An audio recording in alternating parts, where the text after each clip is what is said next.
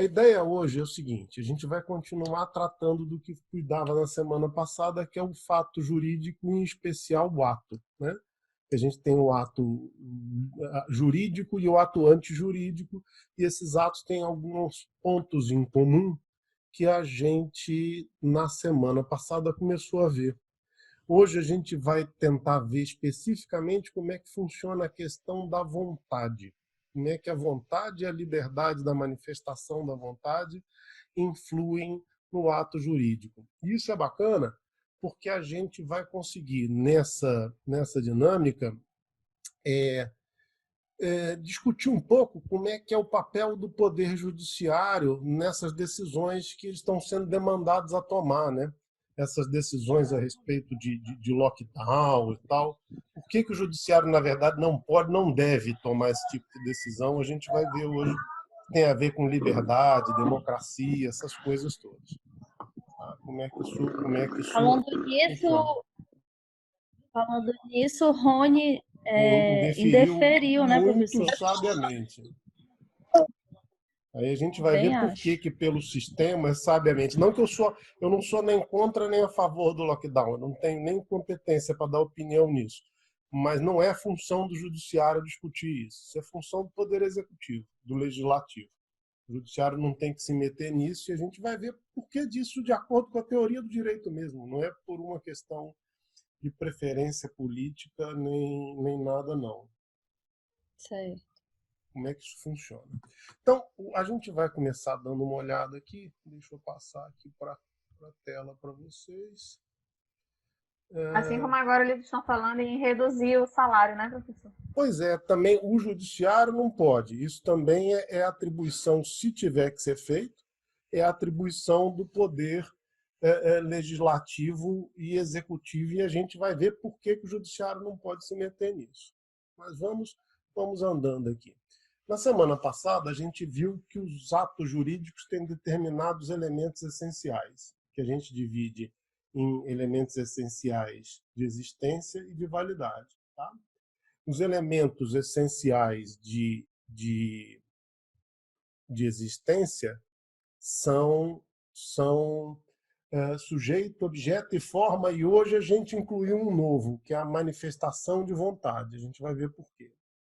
Os elementos essenciais de validade são a capacidade e a legitimidade, a possibilidade e a determinação do objeto, a adequação da forma e a liberdade e sincronicidade da vontade.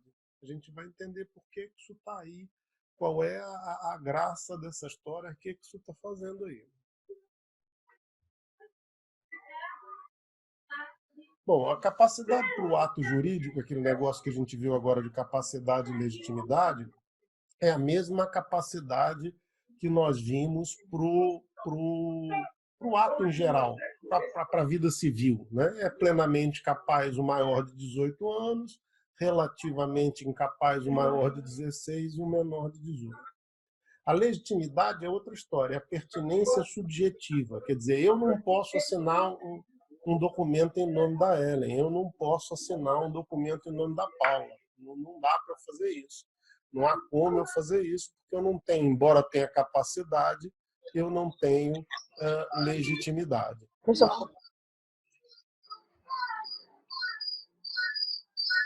Olha só, vamos entender a correlação da vontade com um ato jurídico. Vamos entender essa correlação aqui, como é que funciona, como é que essa história funciona. Todo ato, por definição, é a expressão da vontade de alguém. Né? Ato é sempre um ato de vontade. E essa vontade que precede o ato, ela pode ser positiva ou negativa. Você pode querer fazer ou deixar de fazer alguma coisa. A vontade negativa, ela importa para o direito quando você tem omissões juridicamente relevantes. Que diabo é isso? Que diabo são as omissões juridicamente relevantes? As omissões juridicamente relevantes são o seguinte: quando a pessoa tem o dever de agir e não age. Tá? Não é qualquer omissão que é juridicamente relevante. Só será juridicamente relevante quando a pessoa tiver o dever jurídico de agir e não agir. Tá? Então, por exemplo, você imagina um médico que nega socorro, uma pessoa que vai ao hospital para ser atendida e lhe é negado socorro. Isso acontece muito na rede privada, né? Não sei se vocês sabem, mas a rede privada é obrigada a atender em emergências, né? Mesmo quem não tem dinheiro para pagar. Isso é uma briga danada com eles. Eles cometem um ilícito civil ou penal, eventualmente, na hora que eles deixam de atender as emergências. A vontade positiva, quando você quer fazer alguma coisa, quando você quer praticar o ato, sempre importa para o direito. Sempre, sempre, sempre, sempre, sempre. O que é responsabilidade? A responsabilidade ela vai depender da intenção do cara. Desde que ele tenha que ele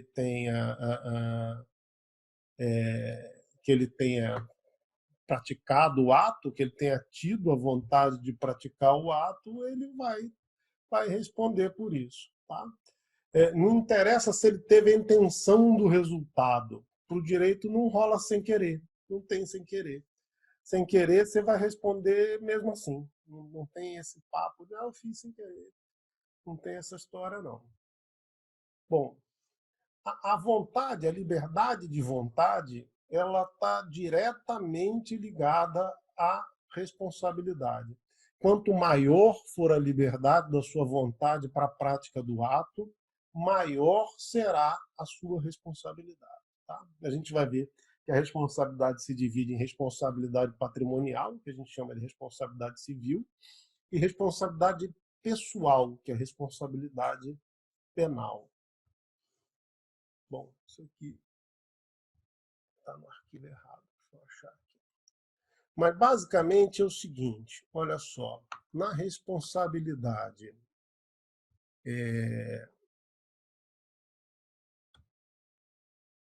a responsabilidade pessoal, você responde, você vai preso, você responde com a sua pessoa. Na responsabilidade patrimonial, você responde com grana, com o seu patrimônio, com o que você tem de material, né? Então, a responsabilidade civil, ou pelo menos, digamos melhor assim, a responsabilidade civil. Civil é diferente de civil, tá? Civil é tudo aquilo que não é penal. Isso é interessante vocês notarem, porque muitas vezes a gente pensa em termos de responsabilidade sempre civil e esquece que o que você tem é uma responsabilidade na área civil. Isso é diferente um pouquinho uma coisa da outra. Então, por exemplo, quando a gente vai na justiça, a gente vai numa vara civil e não numa vara civil. Tá? Isso é um erro comum que a gente tem que evitar. Cível, com E e acento, é tudo aquilo que não é penal. Então, tributário é cível, acidente do trabalho é cível, família é cível, civil é um campo específico do direito privado. Tá? Mas, enfim, toda responsabilidade que a gente chama de cível, portanto, de não criminal, ela será patrimonial. E a responsabilidade criminal sempre será pessoal. Vamos ver o que é responsabilidade. Responsabilidade é um nexo que existe entre o dever e o patrimônio ou a pessoa do obrigado, né? Além de você ter que cumprir a obrigação que você deixou de cumprir na marra, né? Sempre que você fizer alguma coisa que não era para fazer, deixar de fazer alguma coisa que você era obrigado a fazer, vai ter uma sanção. Então, o vínculo que existe entre a pessoa ou o patrimônio e a obrigação descumprida, a gente chama de responsabilidade. Vocês lembram que a gente viu lá na primeira aula, né? Vocês viram, nas das primeiras aulas, que a gente tem lá aquele negócio que o direito e dever, né? Tá, todo direito corresponde a um dever. O dever, quando é descumprido, faz surgir uma pretensão ao qual corresponde uma obrigação. Toda vez que você descumpre um dever, você cria uma obrigação. E essa obrigação ela tem duas partes, que a gente chama de débito, que é o dever de fazer o negócio, e de responsabilidade, que é o vínculo entre o débito e o seu patrimônio ou a sua pessoa. Vamos pegar um exemplo que fica mais legal. Imagina assim, você não deve matar os outros. Então, venhamos que eventualmente você resolva matar a sua sogra, matar alguém de quem você não gosta lá muito. Você vai ter uma responsabilidade pessoal por esse ato. O direito disse que você não podia fazer. Eu não tenho como desfazer o ato, não tenho como desmatar, né? E na esfera penal, o descumprimento dessa obrigação, o que responde pelo descumprimento é a sua pessoa. Você vai ser preso, você vai ser recolhido. Na esfera civil, a coisa é diferente. Imagina que você, não sei, bate no carro de alguém, você vai ter que reparar aquele dano e vai responder com o seu patrimônio. Se você não pagar, o juiz pode bloquear a sua conta, pode penhorar os seus bens imóveis, penhorar o seu carro. O seu patrimônio, as suas coisas responderão pelaquele débito. Então, basicamente, a responsabilidade é isso. O que acontece quando eu deixo de cumprir com o meu dever? Fundamentalmente, a história da responsabilidade é essa. E como a gente dizia lá antes, na esfera civil, portanto, tudo que não é criminal, a responsabilidade será sempre, sempre, sempre patrimonial. Tá? Quanto maior é a nossa liberdade de manifestar a nossa vontade, de praticar os atos jurídicos, maior será a nossa responsabilidade. O direito trabalha com esse binômio de liberdade e responsabilidade. Se você não tem liberdade nenhuma, ou se a sua liberdade é tangencial a zero, a sua responsabilidade também será. Se a sua liberdade é limitada, a sua responsabilidade será limitada. Se a sua liberdade for ampla, a sua responsabilidade também será. Isso basicamente é coisa até que mãe ensina pra gente. Deixa eu só falar com a Lúcia aqui um instantinho, gente, que ela está fazendo confusão.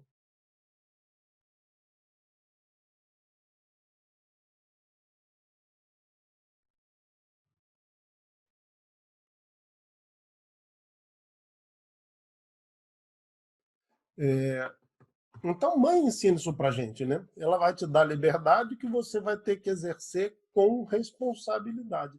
Então, essas coisas andam juntas. A gente tem liberdade para fazer um monte de coisa, mas se a gente fizer coisa errada ou se a gente deixar de descumprir os nossos deveres, a nossa pessoa ou o nosso patrimônio vão sofrer por conta disso. Tá? Bom, vamos entender qual é o vínculo da responsabilidade com a democracia e a eventual intervenção do Poder Judiciário nas políticas públicas. Na democracia, a gente tem ampla liberdade de participação política e de intervenção nas políticas públicas. Né? A gente vota nas pessoas que vão cuidar das políticas públicas, que vão determinar o que deve e o que não deve ser feito. Né? Então, imagina que as sociedades, os países, são feitos a gente. A gente quer fazer um monte de coisa, quer ter um monte de coisa, quer ser um monte de coisa, mas não dá conta de fazer tudo pelo menos de uma vez. Então a gente precisa sempre eleger prioridades, né? A gente elege prioridades. Às vezes você vai trocar de carro, às vezes você não vai trocar de carro, você vai fazer um curso, você não vai fazer o curso. Todo mês, na hora que os seus boletos chegam, você elege as prioridades do que você vai pagar primeiro, o que você vai pagar depois. A mesma coisa acontece com as sociedades. A gente, como sociedade, queria ter, pelo menos eu queria, acho que vocês também, a Constituição diz isso, a gente queria ter uma sociedade segura, sem violência, a gente queria ter um atendimento hospitalar de primeira linha, gratuito, a gente queria ter uma renda mínima para todo mundo, queria que não existisse favela, queria que o sistema prisional funcionasse bem, que os presos tivessem alguma dignidade, alguma chance de recuperação. Só que o dinheiro não dá para isso tudo. Então a gente vai lá, a gente elege um prefeito, um governador, um presidente, deputado, vereador, deputado estadual, senador, e a gente elege esses caras para que eles determinem as prioridades. Quer dizer, a gente vai eleger esses caras porque eles nos prometeram dar uma certa ordem de prioridade nisso. O juiz a gente não elege para isso. Não elege. A gente não votou no cara lá para ele dizer quantos policiais tem que ter, quanto de dinheiro tem que ser investido na saúde, quanto de dinheiro tem que ser investido na educação. No processo político, eu tenho liberdade de votar no projeto que eu quiser, tenho uma liberdade de não me manifestar, de não votar, mas sempre eu vou ser responsável por isso. Presta atenção.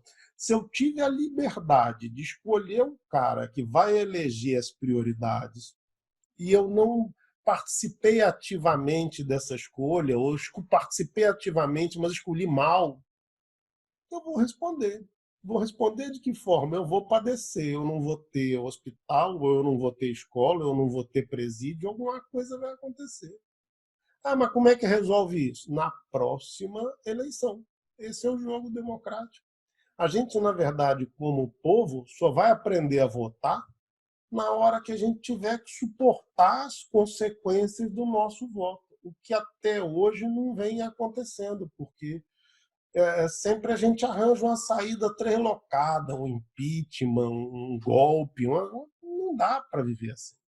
Ou arranja um boto judiciário para substituir o executivo. Aí você tem juiz mandando demolir presídio, construir presídio, juiz mandando instalar leito de UTI. Isso não é função, isso viola a democracia, tem um déficit democrático nisso. O juiz não foi eleito, eu não escolhi ele para fazer isso. Ah, mas eu não gosto da política do atual governador. Bom, no jogo democrático, então eu tenho que fazer política contra ele para que na próxima eleição ele não seja eleito e venha a ser eleito alguém que atenda a minha ordem de prioridades. É isso que a gente precisa entender para amadurecer enquanto sociedade. Não vai dar para fazer tudo. Por mais que a Constituição diga que todo mundo tem direito à saúde, educação, salário mínimo, tem direito a tudo que você puder imaginar na nossa Constituição. Não dá para ter tudo ao mesmo tempo. A grana não dá. Então a gente vota num corpo de administradores, de políticos que vão filtrar e vão fazer a priorização disso aí. O lockdown acontece a mesma coisa. Você já pensou a mão de obra que dá um negócio desse? O tanto que você vai ter que mover policial, mover um mundo de coisas, de recursos públicos, que o juiz não pode simplesmente chegar e dizer assim, dá uma canetada, tá aqui, fecha tudo. Ele não tem legitimidade democrática para isso. Nós vamos sofrer toda vez que a gente votar mal. E só sofrendo por votar mal que a gente vai aprender a votar bem. Só entendendo quais são as consequências da nossa participação política é que nós vamos participar melhor. É isso. Tem uma galera que está muito feliz com as coisas como estão postas. Por exemplo, os banqueiros estão felizes da vida. Eles tiveram um socorro de 17% do PIB antes da crise começar. Agora, quem precisa do dinheiro ali no varejo, no dia a dia, que primeiro ia receber 200, agora passou a receber 600, esses acho que não estão vendo graça, não. Mas precisam entender a correlação. Olha, qual é o projeto que eu quero para o meu país, para a minha cidade, para a minha vida. E toda vez que eu escolher mal, eu vou padecer. Eu vou padecer na fila da Caixa Econômica, na fila do hospital, na fila do inferno. Toda hora vai ter um mau atendimento, um mau serviço e, dentre outras coisas, a culpa é nossa, porque a gente não participa politicamente como deveria. Eu sou radicalmente contra impeachment de qualquer um se não for uma coisa assim tremendamente absurda, porque a gente não pode ter essas saídas fáceis. Isso leva a uma irresponsabilização do eleitor. Se o eleitor é livre para escolher, ele precisa suportar o ônus da escolha dele. Isso está no direito. É a correlação entre liberdade e responsabilidade. Quanto maior a liberdade, maior será a sua responsabilidade. Nas ditaduras, a responsabilidade do povo é menor, porque, na verdade, aquilo é imposto pela força, ele não pode participar. Nas democracias amplas, feito a nossa, a liberdade é total.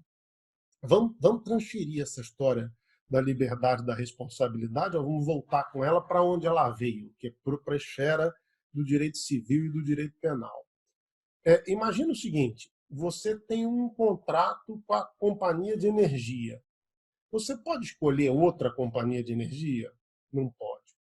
Você pode dizer assim, não quero ter energia elétrica, não, eu vou viver à luz de velas. Não pode. Você apitou alguma coisa na hora de fazer aquele contrato? A cláusula do contrato de fornecimento de energia elétrica? Nada.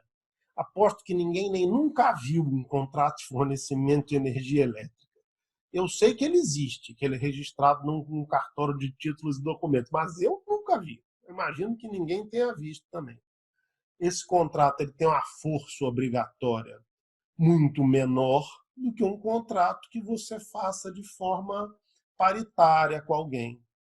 Muito menor do que um contrato, por exemplo, de compra e venda de um carro entre particulares, um contrato de locação, um contrato de prestação de serviço entre particulares.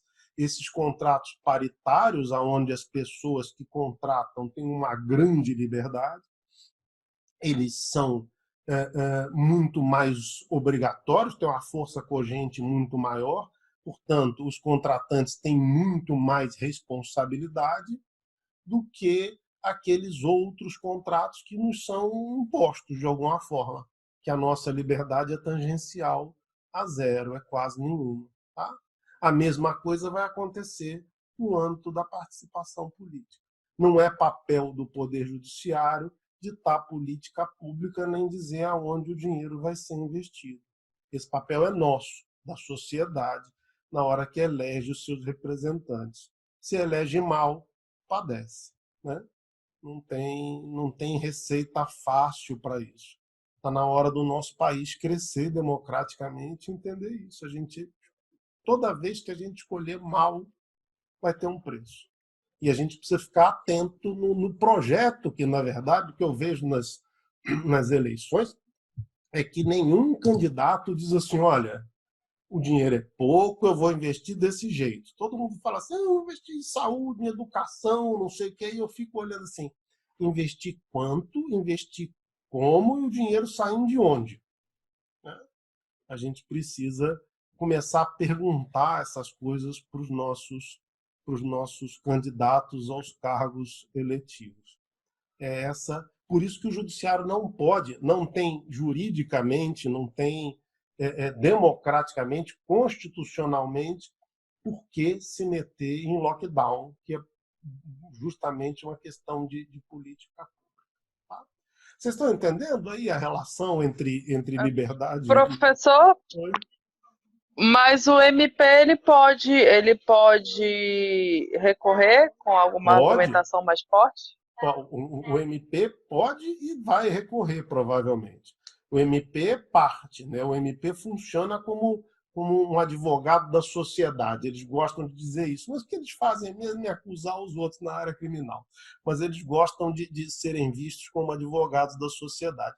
Eles irão recorrer, certamente. E aí vai depender do que o nosso tribunal vai achar aqui.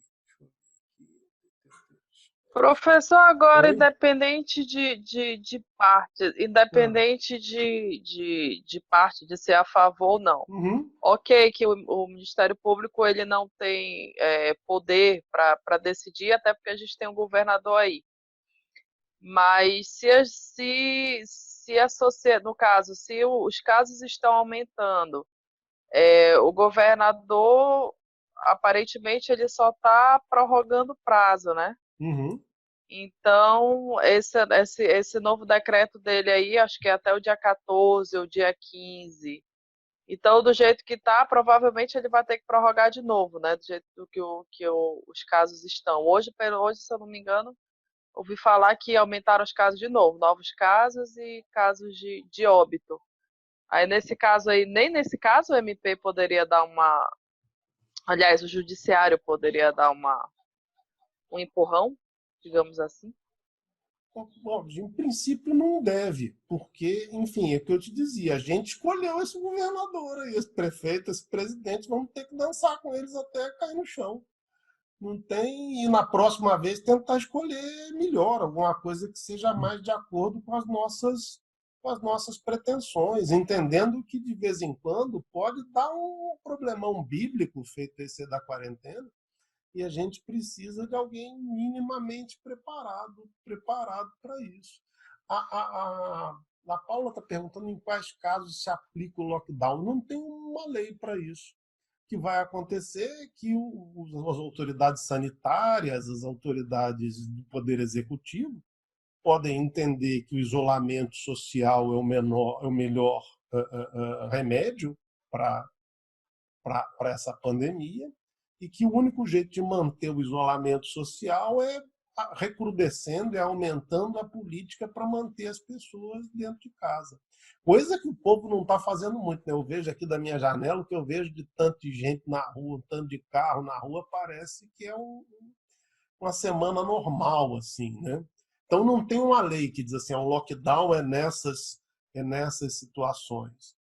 O que a gente tem que fazer e fica difícil trancado em casa, e aí tem que ser através de vídeo, de mensagem, é encher o saco dos nossos representantes, dos nossos políticos. Se a gente achar que o lockdown é uma medida cabível. O problema das estatísticas hoje no Brasil é que elas são sabidamente furadas, né? A gente não testa ninguém, a gente não testa nada. Se você quiser saber mesmo como é que está o Covid, a gente tem que conversar com os coveiros, eles saberem quantos eles estão enterrando por dia a mais do que enterravam no ano passado. É uma desgraça isso, porque você, na verdade, não tem parâmetro para tomar nenhum tipo de decisão, nem com lockdown. Mas, de novo, repito, se a gente sobreviver a essa, vamos, dos nossos próximos governantes, exigir uma plataforma mais séria e cobrar que ela seja cumprida. Veja, gente, vocês estão num curso superior, vocês estão na ponta da pirâmide da elite intelectual brasileira. Isso é fato, não há dúvida. A gente tem 50 e tantos por cento, 40 e tantos por cento da população é analfabeta, 60 e tantos por cento é analfabeto funcional. O analfabeto funcional é aquele que lê e não entende o que leu. Então, vocês estão numa faculdade, vocês estão no topo da pirâmide, da elite de conhecimento brasileira. O que acontece com isso? Da cadeia alimentar. Da cadeia alimentar, é isso aí. Nós todos, eu e vocês, nós somos formadores de opinião. Se a gente não forçar uma barra para as coisas melhorarem, não tem jeito. Ninguém vai... Professor, eu tenho uma dúvida. Manda ver. Vamos lá. O Ministério Público foi lá e queria ter uma entrada no lockdown. Uhum. Eu sou totalmente contra isso. Eu tenho legitimidade. Imagina que eu já estivesse me formando lá. Uhum. Eu podia chegar lá, não, entro no mesmo juízo e dar entrada num habeas corpus. Olha, eu estou sendo tolhido do meu direito de ir e vir, eu não quero entrar nesse lockdown. Eu tenho legitimidade de ir contra o Ministério Público.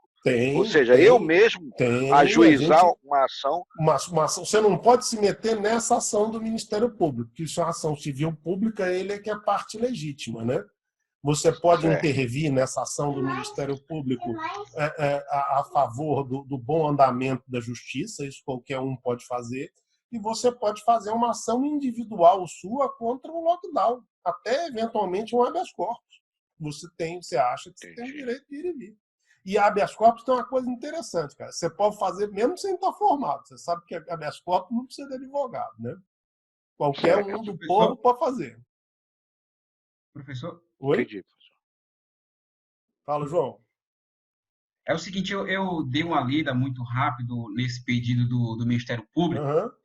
E eles apresentaram algumas matérias de jornais, algumas Uhum, pesquisas sobre o isolamento social, e eles alegaram a ineficiência tanto do Estado quanto do município.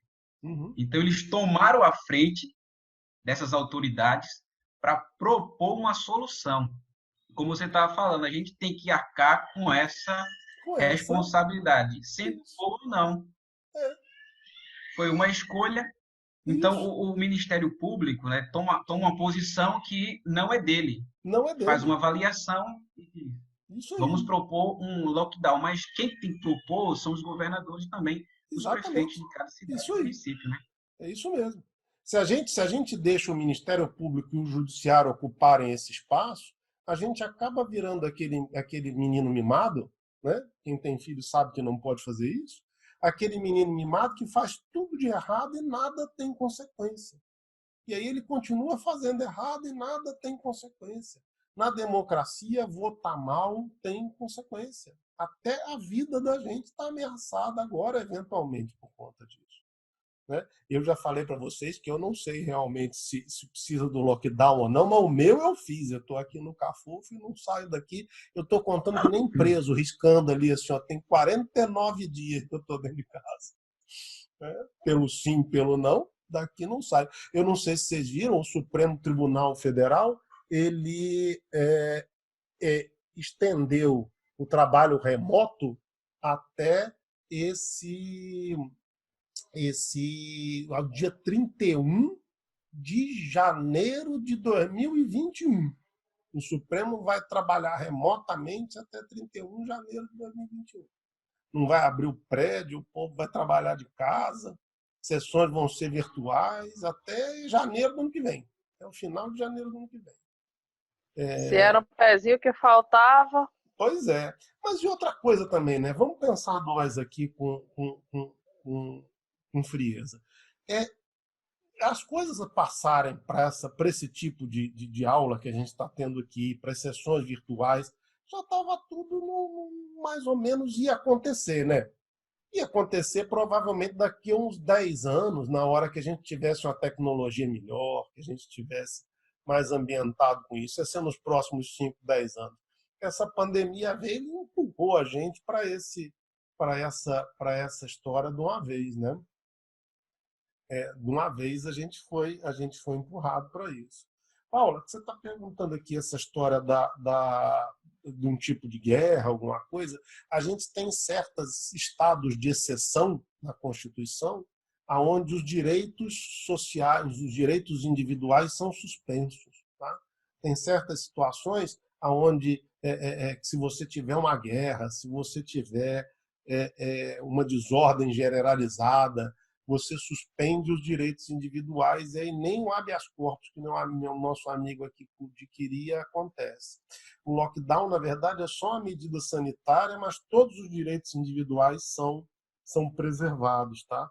Não tem, ninguém pode ser preso sem o devido processo legal, você não pode perder os seus bens sem o devido processo legal, não há pena de morte. No Brasil, sim, em estado de guerra, há pena de morte, inclusive para deserção e para deserção no motim nas forças militares.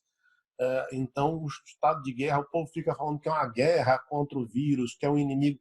É uma metáfora exagerada. A gente tem que evitar essa metáfora, Ô, porque o professor, estado de guerra é um estado total exceção, que não é o que nos interessa.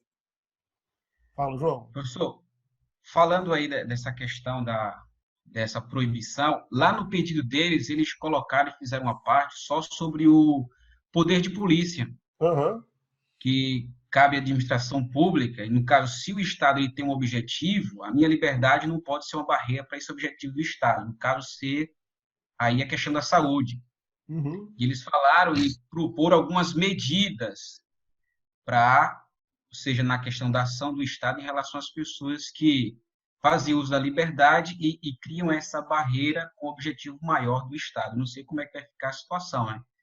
Se realmente eles vão ter uma atitude mais pesada em relação ao indivíduo que, por algum motivo, desejar viver aí a sua liberdade ou passar a praticar os seus princípios. Não sei como é que vai ficar essa questão. em princípio, o judiciário não pode fazer isso, né? Ele não pode tolir a liberdade de quem não cometeu crime. O poder executivo e o legislativo eles podem criar uma série de regras de circulação. Podem criar lá, a Assembleia pode votar uma lei e criar uma porção de regras, de horários, de coisas para esse estado de calamidade. E aí é legítimo o Poder Executivo e o Legislativo fazerem isso, porque na hora que a gente votou nos caras, a gente deu essa autorização. Quando a gente vota num deputado, num vereador, num prefeito, num governador, num presidente, na verdade a gente está dando uma procuração para eles agirem em nosso nome. Tanto que eles têm um mandato eletivo. Mandato é um contrato de procuração. A gente deu uma procuração para esses caras, com um prazo determinado de 4 anos, para eles agirem em nosso nome. Se eles agirem mal, a gente não vota neles de novo. O que eu acho interessante no Brasil é que a gente, às vezes, a gente me inclui nisso como parte, obviamente, que eu sou da sociedade, do povo brasileiro, a gente vota mal, a gente fala mal dos caras e eles são reeleitos sempre. Se vocês olharem aí, tem políticos dinossauros, que os caras não estão sendo... Todo mundo fala mal dos caras e eles são reeleitos. Eu não sei como isso é possível, né? Só para pegar um exemplo, o Sarney... Esse é o problema cultural, né? Pois é, que a gente tem que... O problema do brasileiro é cultural, né? Pois é, e nós que estamos na elite cultural brasileira, vocês, eu, os outros professores, a gente tem que tentar dar um jeito nisso.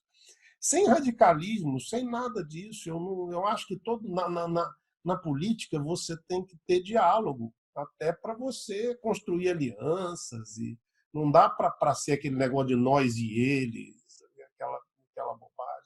Uma das maiores bobagens que eu ouço hoje em dia é essa história da ameaça comunista, dessa dicotomia de direita e esquerda. Isso é completamente fora de contexto histórico. Isso não existe mais. Só doido para acreditar em comunismo. Os caras tentaram lá da União Soviética, deu fragorosamente errado. Ninguém com o mínimo de sanidade pensa num troço desse. Mas, enfim, você vai ter visões políticas diferentes que não precisam ser inimigas e que elas vão lutar por hegemonia dentro do poder o tempo inteiro. O que acontece com a gente hoje, pelo menos com a maioria desses políticos que a gente tem atualmente no exercício do poder, o que a gente tem é uma hegemonia do mercado financeiro, uma hegemonia de quem detém dinheiro e não trabalha. Presta atenção que a grande discussão não é mais entre empregado e empregador. O empregado e o empregador vivem do trabalho e tão ruim. Quem está bem é quem não faz mais nada, é o mercado financeiro. E que vem assim, desculpa a franqueza, desde o governo FHC, eles caras só vêm melhorando a vida do mercado financeiro. FHC, Lula, a Dilma nem conta, mas FHC, Lula e, pelo visto, agora o Bolsonaro também com o Guedes. Se vocês olharem por trás da cortina de fumaça, que é por trás do discurso que eles têm, a política de todos é a mesma, de favorecimento do mercado financeiro. Como é que a gente vai mudar isso? Não sei. Mas que a gente precisa, porque se vocês estão aí estudando e eu estou aqui dando aula, é porque nenhum de nós é podre de rico e está vivendo de renda, né? Então, isso aí para a gente não é legal. A gente tem que dar um jeito de devagarinho ir mudando essa história. Tá? O que a gente precisa prestar atenção é que o judiciário hoje tem tido uma atitude, vocês já devem ter visto isso em alguma matéria de jornal, chamada ativista. O que é atitude ativista? É quando o poder judiciário se substitui ao poder público. Então, por exemplo, a gente teve esses dias aqui um juiz aqui do interior dando uma decisão de que o Estado ou o município, eu não sei, tinha que instalar 10 leitos de UTI no município de não sei onde. Isso não é função do judiciário. Não pode. Como é que você vai fazer isso? Isso quem vai saber se vai investir o dinheiro em leito de UTI ou se vai investir o dinheiro em presídio ou se vai investir dinheiro lá na loja de vinho é o cara que foi que foi eleito. E a punição dele será não ser eleito de novo se ele gastar mal o nosso dinheiro. A lógica do negócio é simples. O judiciário não foi eleito, ele não tem legitimidade para ditar política pública. Além disso, tem uma outra coisa mais séria. Existe o que a gente chama no direito de reserva do possível. Não adianta você condenar ninguém a fazer alguma coisa que é impossível. Então, você imagina o seguinte, no atual momento que a gente vive, você tem uma total falta de insumos médicos para comprar no mercado. Tem falta de profissionais da área da saúde para trabalharem. E aí você tem uma decisão judicial que manda instalar 10 leitos de UTI. Isso vai ser cumprido? Nunca. Não tem como. Você não tem respirador, não tem leito, não tem enfermeira, não tem médico. Né? Não será cumprido. E aí o que acontece com isso? O judiciário fica desmoralizado, dando decisões que não são cumpridas e que nada vem a acontecer. Então a gente tem que procurar evitar o ativismo, porque ele viola a democracia, portanto viola o nosso direito de votar em quem vai empregar o dinheiro aonde a gente quiser, e acaba criando um problema para o próprio judiciário, porque cria medidas inexequíveis. Ele dá ordem para o cumprimento de medidas que são inexequíveis. Imagina que o Ministério Público, nessa ação, queria que o lockdown fosse decretado em 24 horas. Eu não sei como é que eles imaginaram que em 24 horas o Estado e o município iam conseguir se coordenar para fazer barreira em rua, para botar polícia na rua, para multar ou advertir quem estivesse passeando. Isso não é factível, não é possível fazer. Né? Não sei o que vocês acham. Se vocês acham que isso é possível, para mim isso é absolutamente impossível. Não dá para fazer. Nem querendo. Nem se houvesse vontade. Você vai precisar de um tempo hábil aí, se você achar que esse lockdown é necessário, para poder serenar essa história, organizar isso. E uma das coisas... Eu estava lendo também a peça, ele pedia que reduzisse a 70% a circulação de veículos particulares na rua. O Estado pode intervir se eu tenho que andar de carro ou a pé? A não ser estado de sítio? Não, eu não sei estado de sítio, não pode. O que ele pode fazer é orientar ou enfim, votar uma lei qualquer que durante esse período aplique-se uma multa para quem sair de casa sem justificativa. Essa história só funciona, gente, se a gente conscientizar as pessoas de que elas têm que ficar em casa. A gente tem que convencer as pessoas de que elas têm que ficar em casa. Se não convencer, não vai rolar. Não vai ter multa, não vai ter nada disso que funcione, que dê certo. Tá? O que, na verdade, me assusta um pouco, agora mudando, assim, falando de coisas empíricas, não jurídicas, o que me assusta um pouco nessa história toda é a matemática. Deixa eu contar para vocês por quê. Você tinha mais ou menos 30 mortes por dia em Manaus antes do Covid. Depois do Covid, você passou a ter 100 e poucas. Vamos fazer a conta com 100, que é mais fácil. Bom, então eu tenho 70 mortes a mais por dia. Essas 70 mortes, se não foram por infecção de Covid, foi por falta de atendimento médico. Foi indiretamente ligada a essa história.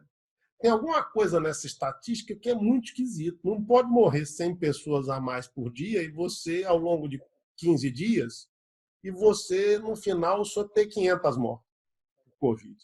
A matemática não bate. Né, professor? Não tem teste para todo mundo. Pois é. Então, eu acho até que, além... olha as subnotificações, tanto no número de infectados. Será possível que a gente acredita que em Manaus só tem 8.000 infectados? Nunca. É esse número multiplicado por 10. Entendeu? Mesma coisa é o número de óbitos. Se nós tínhamos uma média de 30 enterros por dia e agora a gente chega a ter 140, é óbvio que a maioria desse número que aumentou é pelo corona. Agora, eu acho que a questão toda também é a má gestão do governo, porque Não adianta eles falarem em isolamento social se em outros bairros, principalmente nos bairros mais distantes, não existe qualquer isolamento. E são as pessoas desses bairros que agora estão precisando de atendimento e estão sobrecarregando os hospitais. Então, o que ele tem que fazer? Poxa, será que ele não tem um grupo de estudo? Eles não estão vendo onde tem a incidência maior? Quais os bairros que as pessoas estão mais nas ruas, mais sendo infectadas? Né? Quer dizer, um plano, um projeto, isso aí, uma administração desse problema seria muito mais eficaz do que ele pedir um lockdown, entendeu? Eu acho assim uma coisa realmente assim, acho que é uma falta assim de gestão. Total. Acho que não existe isso nesse governo. Total, total. Eu pessoalmente, não voto nesses caras que estão aí nem para síndico do meu prédio, porque é de uma incapacidade de fazer minimamente um planejamento e com a conta matemática besta. Você não tem teste para todo mundo. Você fala, olha, morria 30, agora morre 100, eu tenho um acréscimo de 70 aqui, que é em função de uma situação nova. Pode não ser os 70 para o coronavírus, mas indiretamente são em decorrência do coronavírus. Então, com isso, eu tenho como fazer um planejamento. E não se faz, sabe-se lá por quê. Essa história da estatística, eu vou te dizer que, só você entrar no site do tribunal, que no último mês, acho que tem 7 notas de pesar de gente, 6 ou 7, que morreram de coronavírus. Nas minhas relações, que são pequenas, eu conheço pouca gente, tem uns 4 ou 5 que já tiveram infectados. Eu conheço muita gente que está infectada, mas muita gente mesmo. E o ministro da Saúde saiu daqui falando para outros para outros veículos de comunicação que tem dinheiro aqui, mas não tem um plano de gestão para combater o corona. É isso. Não, é inexistente, né? Aí você imagina quando começou a transmissão do corona aqui em Manaus, todo mundo sabia que eram casos importados, já estava todo mundo ciente do que estava acontecendo no mundo e em São Paulo, e não teve uma medida em relação às pessoas que chegavam de viagem. Elas chegavam de viagem e transitavam normalmente pela cidade, por todo lugar, não tinha um controle para que essas pessoas ficassem 15 dias em casa. Então, assim, é total falta de competência e de gestão mesmo. Verdade. Concordo contigo. Não tem como dizer de outro jeito. Oi? Mas eu não duvido isso. Mas eu não duvido que ele seja reeleito. Pois aí é que entra a gente. Deixa eu te contar, a gente tem que começar a conversar com as pessoas, a conversar com quem a gente conhece. Isso não tem cabimento. Eu não sei se esse sujeito é honesto, é desonesto, mas ele está se mostrando incompetente na gestão dessa crise. Tanto que está morrendo esse tanto de gente. Sabe o que é pior? Que quem o elegeu foi exatamente esse público dos bairros mais distantes que ficava assistindo ele como apresentador, que achava ele engraçado, que ele dançava forró, fazia isso, fazia aquilo, entendeu? Então é muito complicado. É complicado. A gente daqui a pouco está perigando ter o Siqueira de prefeito. Se a gente não tomar uma providência qualquer, não conscientizar as pessoas que administrar uma cidade, um estado, um país é coisa séria. Criar lei é coisa séria. Não dá para você ter de tiririca de deputado. Ah, mas eu estou com raiva e eu vou votar no tiririca. Aí vai desembocar nisso. Vai ter problema com o coronavírus, vai ter um cara que emprega o dinheiro do jeito que você não gosta, que você não quer, elege mal prioridade. É a questão. Se a gente tem liberdade de escolher, a gente tem a responsabilidade de entubar o resultado, de aguentar o resultado até a próxima eleição, porque a gente tem que tentar mudar. A lógica da liberdade e responsabilidade que está dentro do direito é essa. Essa é a lógica que a coisa flui. Tá? Quanto maior a liberdade, maior será a responsabilidade na esfera civil, na esfera penal e na esfera política, que também é regulada pelo direito. Também é o direito que regula a comunidade política na qual a gente vive.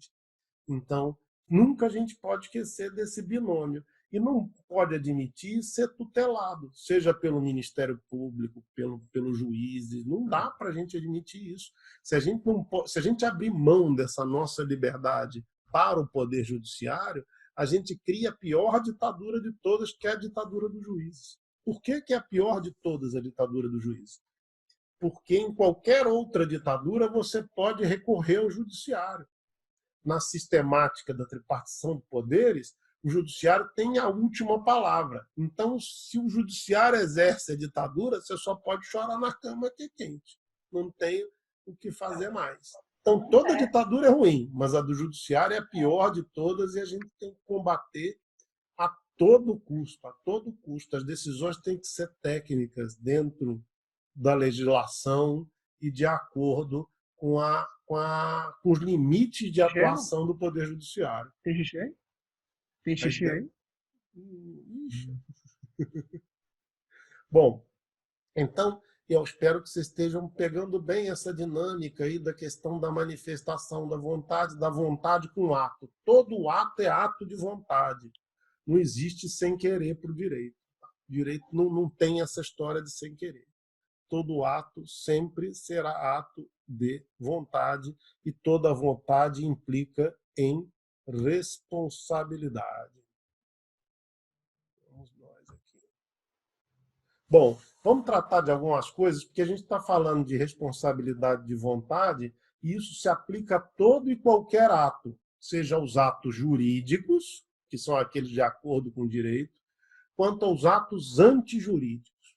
Quando a gente fala em ato antijurídico, quando o cara pratica alguma coisa que não devia, a conduta dele pode se dar por culpa, por dolo eventual ou por culpa consciente. O grau de responsabilização dele vai variar de acordo com essa escala. Se for por culpa só, a responsabilidade é menor. Por dolo, a responsabilidade é a maior de todas. Por dolo eventual, é mais que a culpa e menos que o dolo. Por culpa consciente, é mais que a culpa e menos que o dolo eventual. Culpa, basicamente, é o sem querer. Quando você atinge um resultado que você não queria, porque você foi imprudente, negligente ou imperito. Você não prestou atenção na hora que você estava dirigindo, então você foi imprudente. Você não fez a manutenção direita do seu carro, você foi negligente. É um caso clássico de imperícia, é quem dirige sem carteira de habilitação ou com habilitação suspensa por excesso de pontos, por exemplo. Esse cara ele é imperito para dirigir, então qualquer acidente ele é culpado, não tem parada, porque ele foi imperito, não teve a perícia adequada para aquilo. Veja bem o seguinte, que ninguém que é atestado como sendo perito pode ser acusado de imperícia. Vamos entender isso. Imagina que você vai a um médico e o médico comete um erro médico qualquer contigo. Faz uma bobagem qualquer, numa cirurgia, numa coisa qualquer. Esse médico tem aquela habilitação, esse médico tem um registro dele no CRM e, por isso, ele é presumivelmente perito. Ele pode ter sido imprudente, pode ter feito a coisa de forma assodada, ou ele pode ter sido negligente. Nunca poderá ser imperito, porque a perícia dele é atestada por um outro órgão, pelas habilitações que ele possui. Então, quem dirige com a carteira de motorista em dia, sem estar vencida, sem estar suspensa, só pode causar acidente por imprudência ou por negligência. A imperícia é sempre uma imperícia formal, quer dizer, você desenvolveu uma atividade para a qual você não era legalmente habilitado. Então, o sem querer puro e simples é a culpa. Você agiu com culpa. O negócio deu errado porque você foi imprudente, negligente ou imperito. Você deu ré na hora errada, você avançou o sinal, você... não é só em acidente de carro, né? Você... por exemplo, eu já devo ter contado para vocês, eu tive a maldição da minha vida, que foi ser síndico do meu prédio lá no Rio durante 7 anos. é uma coisa, onde síndico pisa, nem grama nasce. Mas a gente tinha que chamar gente para consertar lá o telhado, consertar para-raio, o cara ficava pendurado lá no telhado e um dia um deles deixou cair uma chave de fenda lá embaixo, 14 andares para baixo. Por sorte, não pegou em ninguém. Se tivesse machucado alguém, matado alguém, esse funcionário teria agido com culpa. Ele teria sido negligente no manuseio das suas ferramentas. Tá? É isso. Sempre a gente vai ter a culpa quando o cara não tinha intenção, mas causa um resultado danoso.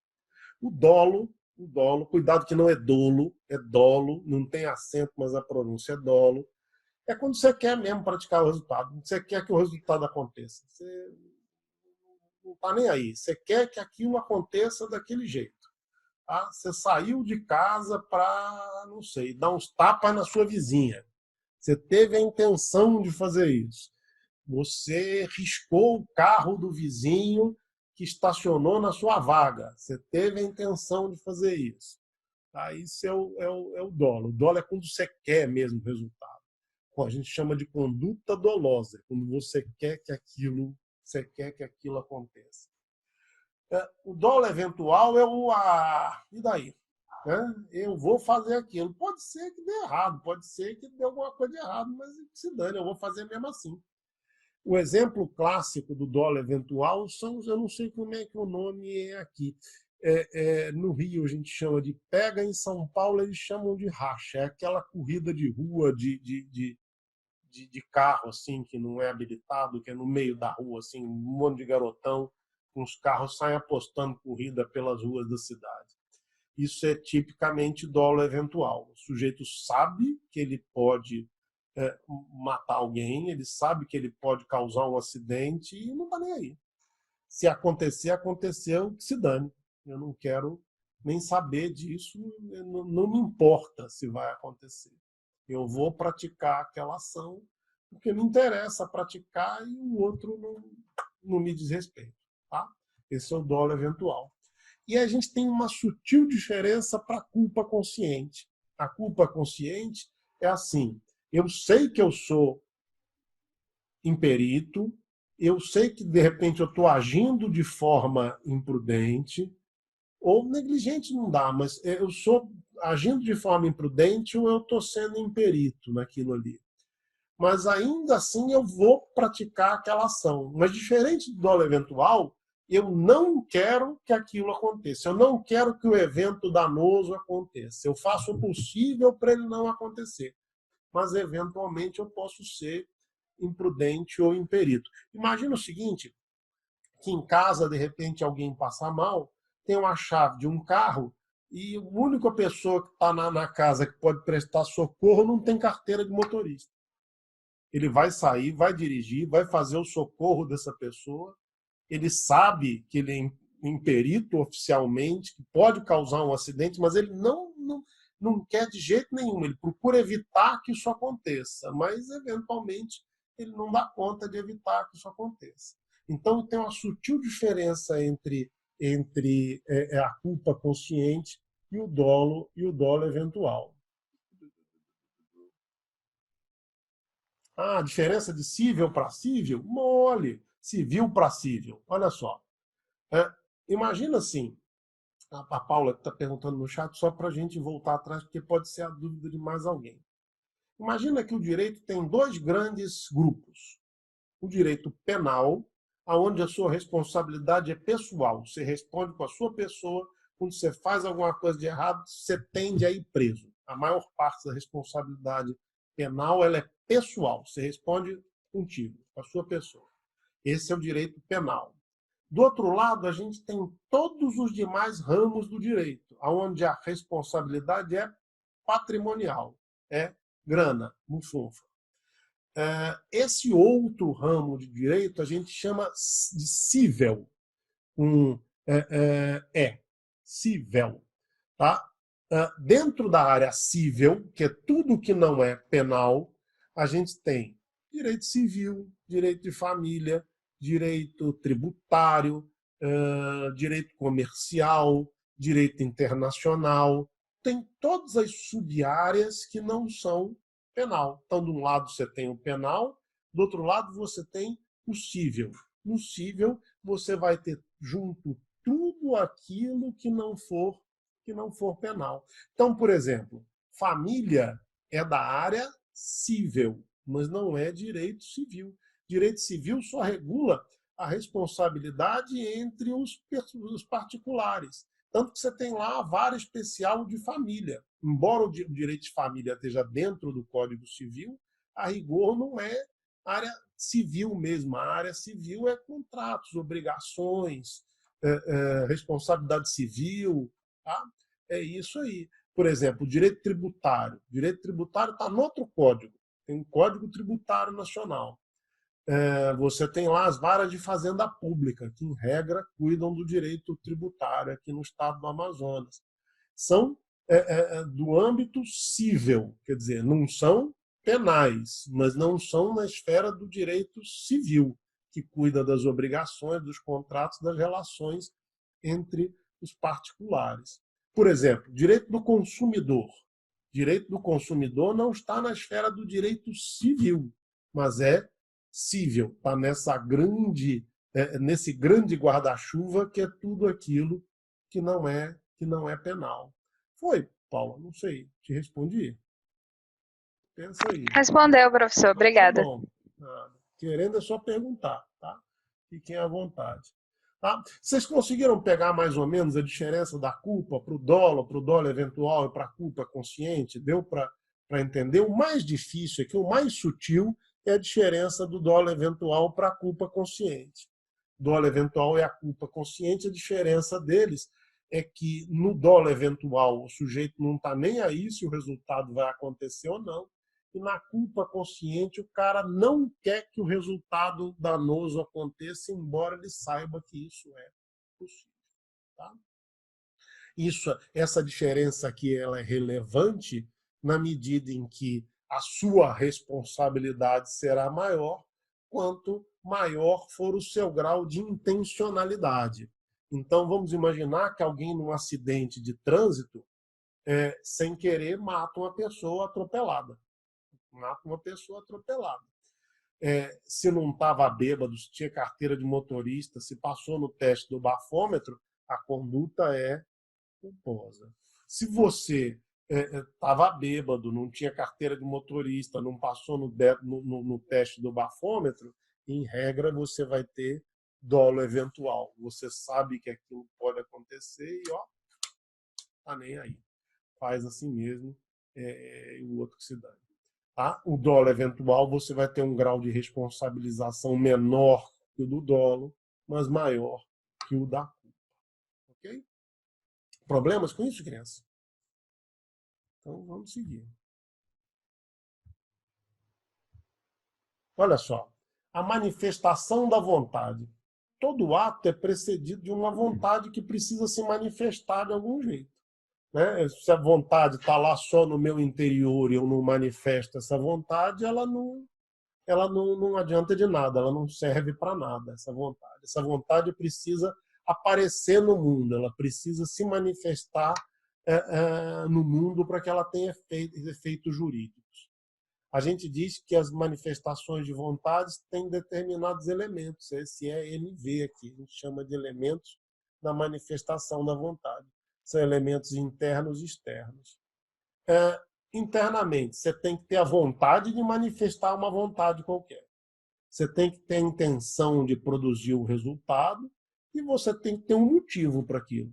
Né? Por que eu quero manifestar essa vontade? Por que eu quero que isso aconteça?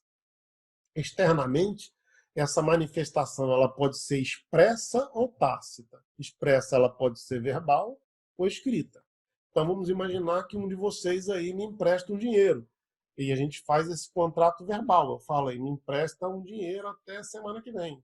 Vocês me emprestam. Isso é uma manifestação de vontade expressa verbal. Pode ser escrita. Então vocês fizeram isso aí como fizeram um contrato de prestação de serviços educacionais com a faculdade. É uma manifestação de vontade expressa e escrita. Tá? Em algumas situações, eu não preciso nem que essa manifestação seja expressa. Ela pode ser tácita. E pode ser tácita e ser aferida, ser percebida por duas coisas diferentes. Tem uma coisa que a gente chama de comportamento concludente. O que é o comportamento concludente? É quando você age como se você tivesse aceito aquele contrato. Então, um exemplo clássico. Imagina que você recebe um cartão de crédito pelo correio sem pedir. Você não pediu, mas resolveram te mandar um cartão de crédito. Você recebe aquele cartão de crédito, você desbloqueia, você usa, você paga a fatura. Você, em momento nenhum, disse, nem verbal, nem de forma verbal, nem escrita, que você queria. Mas você se comportou como quem aceita aquele contrato. É o que a gente chama de comportamento concludente. Imagine, por exemplo, que isso acontece muito em quem tem casa fora, né? Você tem uma casa fora, tem lá um caseiro e o caseiro é casado. A mulher lá não é sua empregada, em princípio. Mas aí, toda vez que você vai lá, ela limpa a casa, ela cozinha para você e você dá um dinheiro para ela. Isso é um comportamento concludente de uma relação de trabalho. Os contratos de trabalho, eles não precisam ser expressos. Não há necessidade dele ser verbal nem escrito. Ele pode ser firmado através do que a gente vai chamar de comportamento concludente. É um dos exemplos que a gente tem, esse cartão de crédito é outro. Toda vez que a gente se comporta como se tivesse aceito, tivesse proposto, tivesse concluído aquele contrato, você vai ter o contrato firmado através do comportamento concludente. Tá? Entenderam isso aí? Professor? Oi, estou aqui presente. Caso digamos que eu tenho uma casa fora e aí eu tenho um caseiro e, digamos, o mesmo exemplo que o senhor citou. Uhum. Caso essa mulher que de alguma forma presta serviço a mim, mesmo que sem nada firmado oficialmente, se machuque fazendo algum serviço na minha casa, eu vou responder como se eu fosse patrão dela oficialmente, mesmo ou não? Vai, porque na verdade você é. Porque na esfera do direito do trabalho basta o comportamento concludente. O que você precisa para você ter um contrato de trabalho? Subordinação, quer dizer, a pessoa precisa trabalhar sobre as suas diretrizes. Quando você fala de subordinação, parece aqui que tem um feitor de escravo batendo. Não. Subordinação, você diz assim, vai limpar a sala primeiro, vai limpar o quarto depois, hoje para o almoço vai ter batata, você vai chegar às tantas horas, sair às tantas horas. Então você precisa ter subordinação. Habitualidade. Habitualidade não é todo dia. A habitualidade é o serviço prestado em intervalos de tempo regular. Então, por exemplo, meu caso, eu dou aula na Santa Teresa uma vez por semana. Eu tenho uma habitualidade. Toda vez, uma vez por semana, eu estou aqui. A habitualidade existe. Onerosidade, quer dizer, isso precisa ser pago. Você remunera essa moça, então isso é pago. E pessoalidade, ela, não serve outra pessoa. Presentes esses requisitos, você tem uma relação de emprego. Você é patroa dela, ainda que você não seja formalmente, ou ainda que você não saiba disso, você é. Existe na legislação das empregadas domésticas um negócio diferente que diz que só tem vínculo empregatício a partir de 3 vezes por semana. Mas isso vem sendo muito questionado na própria Justiça do Trabalho, porque a habitualidade não significa trabalho cotidiano, trabalho todo dia. Pode ser a intervalos regulares, até menores do que uma vez por semana. Pode ser uma vez por mês. E ainda assim você teria uma relação de emprego. Tá? Então, se ela sofrer um acidente, você responderá mesmo sem assinar a carteira, sem nada disso. O que eu sempre recomendo é o seguinte, assim, praticamente em termos jurídicos, se você é empregador doméstico, se você tem uma pequena empresa, um pequeno negócio, registra todo mundo, recolhe tudo que tem para recolher, porque a pancada é seca e feia se você não fizer isso. O valor é muito alto. Para um sujeito que tem uma empresa imensa, isso já não faz diferença, porque se ele não recolher direitinho tudo de todo mundo e tal, ele não vai demitir todo mundo num dia só. Então, sempre ele vai ter um espaço de manobra ali para ajeitar suas contas. Não são todos os empregados que vão à justiça quando são demitidos. A maioria aceita, por uma questão de necessidade financeira, aceita um acordo dos mais vagabundos, dos mais baratos. Então, se você tem muitos empregados, você não precisa andar tanto na linha assim. Agora, se você é empregador doméstico ou tem uma empresa com poucos empregados, paga tudo direitinho, não é por humanidade, por honestidade, não, é por uma questão de ordem absolutamente prática. Se você não fizer isso, você acaba se estrepando, porque fica muito caro depois. Hein, Fica professor? impagável. Oi. Falando nisso, o senhor viu que ontem o STF reconheceu a Covid-19 como acidente de trabalho? Sim, sim. Eu Pois vi. é. Como é que a pessoa vai comprovar onde ela foi infectada? Não comprova. Olha só, o acidente de trabalho tem uma coisa interessante, porque o acidente de trabalho não é só aquele que acontece no trabalho, né? O acidente do trabalho é aquele que acontece quando você está desde a hora que você sai de casa até a hora que você volta para casa. O acidente de trabalho é considerado todo aquele acidente que ocorre no momento em que você está à disposição do empregador. Então, por Agora, exemplo, se eu deixar detalhe. cair alguma coisa no meu pé agora, é acidente de trabalho. A Santa Teresa vai ter... Pior que eu estou em casa. Professor, agora detalhe, né? Que o STF disse que os estados, né, cada governo estadual que tem que resolver questões relacionadas aí à pandemia, né? Isso. Como vai ser as políticas relacionadas à pandemia no seu estado. Uhum. Aí ele vem uma decisão dessa sobre ser considerado acidente de trabalho, contrair o corona. Para mim, isso é incompatível. Não é não, deixa eu te explicar por quê. Olha só, a nossa Constituição ela tem uma composição de competências de atribuição dividida, ela divide a competência das atribuições entre a União, Estado e municípios, né? Certas competências são exclusivas da União, outras exclusivas dos estados, outras exclusivas do município. Outras competências são concorrentes, quer dizer, vários entes podem tratar a respeito disso. Toda a legislação que tem a ver com a área sanitária, com a área de saúde, é de competência dos estados e dos municípios concorrentes com a União. Os três podem legislar, mas predominantemente dos estados. Já as regras trabalhistas, a competência para o direito do trabalho é exclusiva da União. Só a União pode criar regra trabalhista. Então, pode ter uma contradição de lógica, isso eu até concordo contigo, mas jurídica não tem.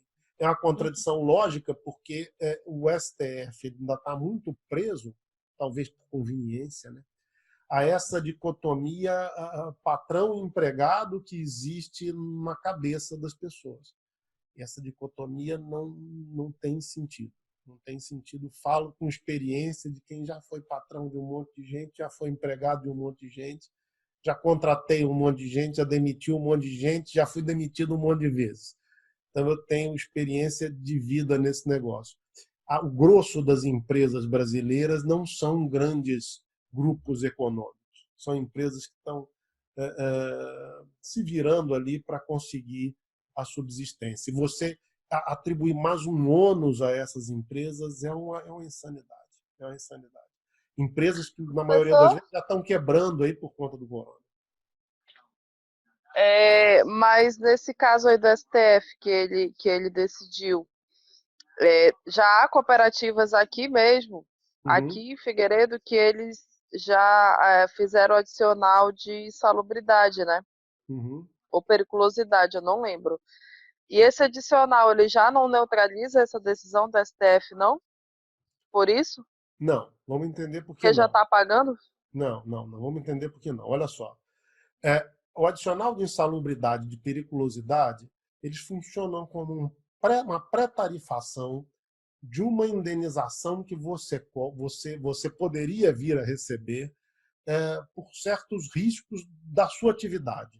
Então, na insalubridade, você está submetido a um ambiente que é insalubre, um ambiente que prejudica a sua saúde. Na periculosidade, você desenvolve uma atividade qualquer que ameaça a sua vida. A diferença de insalubridade para periculosidade é que insalubridade mata devagar, periculosidade mata de uma vez. A diferença é essa. E esses adicionais são para determinados riscos específicos. Então, por exemplo, vamos ver aqui. Um cara que é eletricitário, ele tem adicional de periculosidade. Ele pode morrer eletrocutado no exercício da função. O petroleiro, o cara que trabalha na Petrobras, tem adicional de periculosidade. Ele pode morrer explodido, queimado com petróleo. Esse adicional paga este risco, não outro. A insalubridade. O lixeiro tem adicional de insalubridade. Porteiro, que trabalha com lixo, tem um adicional, que chama adicional de manuseio de lixo, que é um adicional de insalubridade. Esse adicional está cobrindo este risco. Se esse porteiro se acidentar manuseando o lixo, está coberto. Agora, se ele se acidentar de outro jeito, não está. A mesma coisa com o corona. Como o corona é um troço imprevisível, imponderável, ele não está coberto por nenhum adicional de insalubridade nem de periculosidade. Mas foi em Figueiredo que o juiz também. Eu vou atrás dessa peça. Não, olha só. Que ele botou justamente dos profissionais de saúde que estão lidando só com o Covid. Nesse caso, né? Aí, no caso do profissional de saúde, tem a ver, porque o profissional de saúde, a insalubridade dele é porque ele lida com todo tipo de doença. Mas, assim, em outra área que não for a de saúde, não tem nada a ver. Então, se o lixeiro pegar o corona, o adicional de insalubridade não cobre.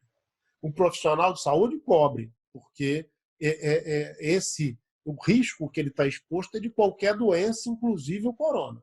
Se isso está sendo aplicado para profissionais de saúde, está bacana. Se estiver sendo aplicado para outro tipo de insalubridade ou periculosidade, está errado. Não dá para fazer isso. No caso, o coveiro também deveria receber, né? O coveiro deveria receber. Deveria receber. Não sei se recebe, eu não sei como é que funciona a vida. Na verdade, é um tipo de profissão a respeito da qual eu tenho que te confessar que eu nunca me interessei muito em saber como funciona. Né? Na verdade, se eu puder, eu quero distância. Eu sempre digo que enterro, se eu puder, eu não vou nem no meu. Não tem. Vou ter que ser carregado, não vou por gosto, não. Mas, enfim, então a história dos adicionais é essa. O complicado que a gente tem na legislação trabalhista brasileira é que ela tira vários ônus que seriam do Estado e transfere para o empregador, que é uma insanidade. Por exemplo, o adicional de maternidade, a licença maternidade. A licença maternidade ser custeada pelo empregador, ele depois descontado que ele vai pagar para o INSS, é de um custo absurdo. Os professores hoje nas faculdades, hoje em dia os professores nas faculdades, na Santa Teresa, todas elas, ganham muito mal. Ganham muito pior do que ganhavam há 15, 20 anos atrás. Por quê? Porque a legislação começou a impor aos empregadores, às faculdades, um monte de obrigações acessórias que elas não tinham antes. Então, essas obrigações acessórias vão ter que sair, vão ter que ser reduzidas de alguma forma do salário que é pago. Então, o professor tem direito à assistência a plano de saúde, auxílio vale transporte, umas coisas que, na verdade, a gente não usa, né? Mas tem esse direito, foi assegurado esse direito, e a tolice é quando você assegura esse direito, você diminui o salário. Né? A licença maternidade acontece a mesma coisa. No momento que você imputa licença maternidade ao empregador, o único jeito de ele arcar com isso é diminuindo o salário. Não tem outra alternativa. Tá? Bom, então, vamos voltar aqui para a história agora do silêncio. Eu já te respondo, Paula, aqui, que a sua pergunta está muito comprida dessa vez. Deixa eu falar do silêncio aqui, já eu te respondo, tá? O silêncio, ele só serve como forma de firmar o contrato em determinados tipos de atos específicos. Aquela regra que a gente ouve de quem cala consente não vale para o direito. Tá? Quem cala consente só vale para o direito na hipótese dos contratos que a gente chama gratuitos, dos contratos que você não tem contrapartida a oferecer. Então, vamos imaginar, por exemplo, que eu mando para o Felipe aqui um presente. Mando para o Felipe de presente um dog alemão. É um Scooby-Doo, um cachorro em pé maior do que eu. Mando de presente para ele, o dog alemão chega na casa dele, a esposa dele, ou sei lá quem, recebe e leva o cachorro para dentro de casa. Ele não recusa, ele não manda de volta, então dançou, o cachorro é dele. Tá? Porque esse é um contrato que a gente chama de contrato gratuito. Contrato gratuito não é o que você não vai ter despesa para cuidar da coisa. Contrato gratuito é aquele que você não tem que me dar nada em troca daquilo que eu tô te oferecendo. O silêncio só vale como aceitação nos contratos gratuitos, nunca nos contratos onerosos. Então, voltando àquele exemplo do cartão de crédito, de um cartão qualquer de uma loja dessa aí, a gente manda para sua casa e você não nega. Se você não nega, então você aceitou. Não, não funciona assim. Porque aquilo tem um custo, tem custo de juros, tem custo de anuidade, tem custo de um monte de coisa. Tudo aquilo que tem um custo, uma contrapartida pelo serviço que você está ali fazendo, ou pelo produto que você está comprando, a gente chama de contrato oneroso e, nesses casos, o silêncio não vale como aceitação. Bom, a responsabilidade e a obrigatoriedade das relações jurídicas que a gente estabelece, elas têm a ver com a liberdade da nossa vontade. Só que a nossa vontade pode sofrer de certos defeitos, ela pode ter certos vícios no momento da sua formação. Né? Então, se quanto maior for a liberdade, maior a responsabilidade, o direito ele vai tentar proteger a vontade para que ela seja livremente manifestada. Porque o que interessa ao direito é que as relações jurídicas fluam, que as coisas funcionem. E para as coisas funcionarem e eu poder exigir a contrapartida, a vontade tem que ser livre. Eu faço um contrato qualquer, não sei, pensa num contrato aí qualquer, num contrato de trabalho, contrato uma moça para trabalhar aqui em casa, foi pactuado livremente. Se foi pactuado livremente, nós dois vamos ter que cumprir aquelas obrigações que a gente estabeleceu naquele contrato. O direito não quer que o contrato, que os negócios, que as relações se extinguam por qualquer vício, que as pessoas não respondam por aquilo que contrataram. Então, ele busca garantir que essa vontade vai ser livre e não vai ter defeitos. Para isso, o direito elenca uma série de vícios de vontade ou de vícios de consentimento, que são as situações em que as obrigações não valem, que as pessoas vão estar absolvidas de responder por aquilo, em alguma medida vão estar absolvidas ou a responsabilidade vai ser diminuída. São os que a gente chama de vício de vontade ou vício de consentimento. No direito brasileiro, a gente tem no Código Civil os seguintes vícios de consentimentos elencados. A reserva mental, que a gente vai ver que ela funciona em pouquíssimos casos. É quando você pratica o ato sem querer praticar, na verdade. Você faz, mas você não queria fazer. No fundo ali, você não queria fazer. Você casou mas não queria. Você queria casar com a cunhada. Na sua cabeça, você desejava casar com a cunhada, mas não casou. Casou com a irmã errada. Isso, para o direito, na maioria das vezes, é irrelevante. A gente vai ver só quando é que isso tem relevância. Às vezes, a gente erra. A gente tem a percepção errada de um fato e faz um negócio qualquer com base nessa percepção errada. Aí a gente vai ter o erro, que é um vício de vontade. A gente vai ver em seguida que o erro ele só é relevante quando ele for erro de fato. Nunca erro de direito. Por que o erro de direito não tem o condão de invalidar um ato? Porque ninguém se exime de cumprir o direito alegando a sua ignorância. Isso é uma máxima do direito ocidental. Você não pode chegar e dizer assim, mas eu não sabia que não podia, eu não sabia que tinha que ser assim. Então, por exemplo, Vamos imaginar um holandês, um uruguaio que vem para o Brasil. Isso é um caso concreto, tá? que aconteceu várias vezes, tem vários exemplos na jurisprudência. Um holandês vai para o Rio de Janeiro e na terra dele as drogas são livres. E ele resolve ir lá para a praia de Ipanema de noite apertar um baseado. Ele é preso. E aí ele diz assim, não, mas eu não sabia que aqui não podia, lá na minha terra pode. Não interessa. A ignorância ao direito, a ignorância do direito, o fato de você não saber que aquilo é devido, não é desculpa para você não cumprir. Está escrito no nosso ordenamento jurídico. Embora isso seja necessário, em alguma medida é injusto. Vou explicar por que eu acho que é injusto. Eu tenho 30 e tantos anos de formado, estudo direito sem parar ao longo desses 30 e tantos anos, e tem um monte de coisa que eu não conheço. Eu tenho certeza que eu tenho um monte de obrigações que eu descumpro porque eu as ignoro.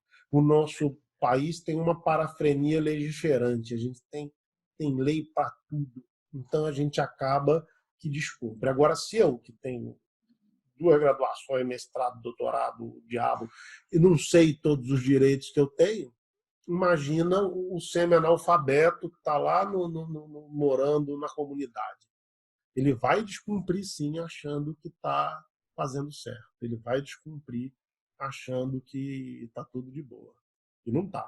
Agora, não dá para a gente, de outro lado, o dilema disso é que eu não posso desculpar o descumprimento do direito alegando a ignorância, porque senão todo mundo vai dizer que não sabia. Né? Eu estacionei aqui, que eu não sabia que essa placa aqui dizia que era proibido estacionar. Eu passei correndo, porque eu não sabia que aquela placa ali de 40 quilômetros queria dizer que eu só podia andar nessa velocidade máxima. Não dá, vira o caos. Tá? O que a gente tinha que fazer para resolver ou para minorar essa injustiça era facinho. Bastava que a gente legislasse menos, né? Tivesse menos. Depois a gente tem o dolo. O dolo é interessante. O dolo acontece quando o outro contratante induz a gente a erro, quando passa a gente na conversa. Tá? Existem, a gente vai ver também, 2 tipos de dolo, o dolo bom e o dolo mau. Engraçado existir dolo bom, mas existe. Que a gente chama de dolos malos e dolos bons. O dolo bom é a propaganda. É quando você enaltece uma característica que aquele produto, aquele serviço tem. Então, por exemplo, a gente diz assim que o sabão tal é o que lava mais branco. Ele lava branco, de algum jeito ele lava. Eu só estou exagerando a característica que ele tem. O dolo mau é quando eu minto, quando eu digo que o troço tem uma característica que, na verdade, ele não tem. O único vício de vontade acontecerá no dolo mau, quando eu estou imputando uma característica que a coisa não tem. Tá? Coação. Coação é quando você é coagido a fazer alguma coisa. Tá? Essa coação ela precisa ser relevante. O que você está perdendo tem que ser, o que você está ameaçado de perder tem que ser valorativamente mais valioso que aquilo que você está colocando no ato. Existem fundamentalmente 2 tipos de coação, que é a coação física e a coação moral. A coação moral incide sobre a sua vontade e a coação física sobre você mesmo. Tá? Na coação física extrema, você não tem nem vontade. Né? Você imagina que você pega alguém na marra, pega o dedo da pessoa e põe lá para ela assinar um documento. Não tem vontade. Aí a vontade é inexistente. Tá? Depois a gente vai ter o estado de perigo. O estado de perigo. O estado de perigo é quando você está num estado qualquer vulnerável, né? E alguém se aproveita da sua vulnerabilidade. Aproveita da sua vulnerabilidade. Então, vamos imaginar que os pneus do seu carro furou às 3 horas da manhã num lugar esquisito e só tem lá um sujeito que faz reboque. E o sujeito te cobra R$5.000 para fazer o reboque. Esse contrato não é válido porque ele se valeu do estado de perigo em que você estava. Isso acontece muito no hospital. Os hospitais particulares. Gente, tem alguém com o microfone aberto aí, com a criança falando. Vamos ver se a gente Já comeu? Não, tô com fome. Pronto, foi. Olha só. Eu também tô com fome. Pois é, perguntaram, já comeu? Eu falei, não, eu tô com fome, estava aqui. Mas o estado de perigo, então, acontece com o que a gente chama de dolo de aproveitamento. O sujeito se aproveita de uma situação ruim em que você está para se dar bem em cima de você e você aí aceita qualquer coisa. Todo mundo já teve numa situação ali que você aceita, assina qualquer coisa para resolver o problema, né? Você está numa situação de carro quebrado, de hospital, você está numa roubada que você aceita qualquer negócio, depois vê como é que faz. Encalhado no aeroporto, sem passagem para sair, você assina qualquer coisa, aceita qualquer coisa e depois discute. Tá? Por fim, a gente tem a lesão. A lesão, diferente do estado de perigo, o contratante causa a situação na qual você vai estar enrolado para ele poder se dar bem. Tá? Bom, então, gente, esses são os nossos chamados vícios de consentimento que a gente vai estudar em detalhe na nossa aula de semana que vem. Nós vamos estudar em detalhe todos esses vícios de consentimento, quais as consequências de um e de outros, e vamos ver que em todos esses vícios de consentimento, a sua liberdade diminui. E como a sua liberdade diminui, a sua responsabilidade diminui na mesma medida. Tá? O mesmo acontece com as relações de consumo. Nas relações de consumo, o consumidor ele é tão protegido como hipossuficiente porque a liberdade dele é menor. A mesma coisa acontece em alguns contratos de trabalho, em que a liberdade do trabalhador para contratar também é menor. E assim sucessivamente. Tá? Bom, Paulo, deixa eu ver aqui a sua pergunta agora. Você está me perguntando se o presidente, porque promove aglomerações, ele pode ser responsabilizado. Pode, politicamente. Né? Vocês sabem que o impeachment, quando trata de crime de responsabilidade, chamado de crime de responsabilidade, é um julgamento político, não é um julgamento criminal. Tá? Não é. Não existe o crime de promover aglomeração, tal, mas existe o tal do crime de responsabilidade, que é responsabilidade política. O que existe aqui de complicado na vida do nosso presidente hoje é se ele estava, por isso que ele não mostra aquele exame de jeito nenhum, se ele estava com a Covid-19 na fase de contágio, quando ele saiu para abraçar, para ficar com as pessoas ali em torno dele na manifestação. Isso, se aconteceu, é crime, previsto no Código Penal, que é espalhar doença, tem um tipo penal para isso mesmo. Agora, ele promover aglomerações, na verdade, a respeito dessa história da Covid, se sabe muito pouco, é um vírus muito novo, né? A gente não tem certeza de grandes coisas a respeito dela, então fica complicado a gente condenar qualquer um por conta disso. De um lado, tem previsões medonhas, se você não tiver nenhum tipo de contenção, que você vai ter uma mortalidade imensa. Né? Os estudos coreanos e alemães apontam que a mortalidade da Covid é de 1%. 1% é uma mixaria. Se você pegar 1% de 220 milhões, que somos nós, são 2 milhões de pessoas. Você está imaginando que se o Brasil inteiro for contaminado, você mata uma cidade de Manaus. Se é isso mesmo, é assustador. A gripe comum é 0,0 alguma coisa a mortalidade. Então, enfim, como eu não sou cientista nem nada disso, eu fico esperto, guardadinho aqui dentro da minha casa, esperando que alguém mais esperto que eu chegue a uma conclusão a respeito disso e nos liberte dessa história aqui. Tá?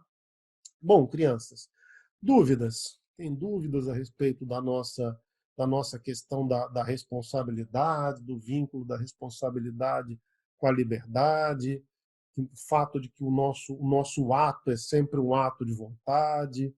Tem alguma dúvida a respeito disso que a gente viu até agora, meninos? Sim, não, mãozinha. Todo mundo entendeu tudo, todo mundo está feliz.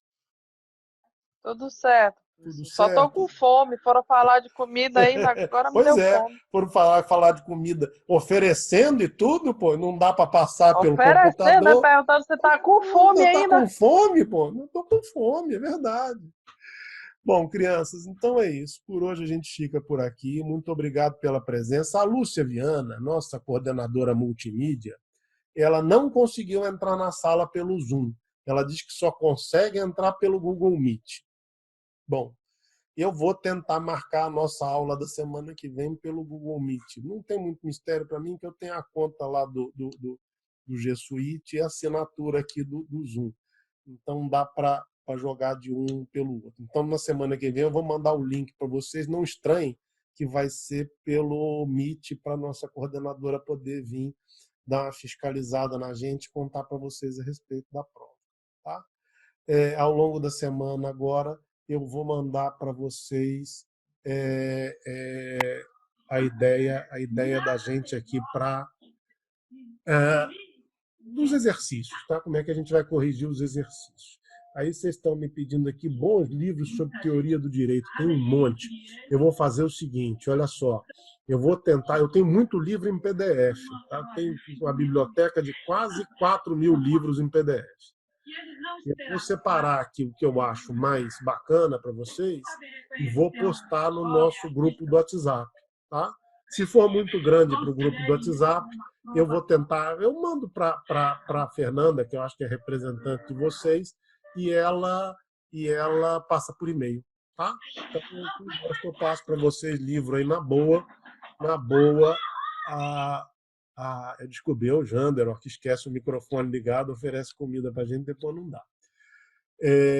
Eu passo para vocês, tá? Eu vou passar no grupo aí esses livros de teoria do direito. Tem uns livros muito bacanas, muito legais mesmo, tá? Que valem muito a pena serem lidos. Tá bom, meninos? Dúvidas, problemas, ponderações? Tá, professor. Tá? Então tá bom. Então, Obrigada boa noite, pela... muito obrigado, eu que agradeço. Boa noite. Tá? Daqui a pouquinho eu vou postar isso aí. Semana que vem precisa Boa de noite, todo mundo professor. de volta, porque a Lúcia vem. Tá? Boa noite, gente. Tá bom. Boa noite. Tchau. Boa noite, Boa professor. Boa noite, meninas. Obrigada. Boa noite, professor. Boa noite. Professor, a nota do paper já Oi? vai estar lá? Ah, não, Você já ainda vai não. dar? Vocês me mandaram ontem, pois. Não deu tempo. Até semana que vem eu lanço, tá? Ah, Eu beleza. recebi a maioria ontem, então eu vou, essa semana eu dou uma olhada aqui, até a aula que vem tá tudo lançado, tá? Beleza. Falou. Tá bom. Obrigado. Obrigado. Boa noite para todo mundo.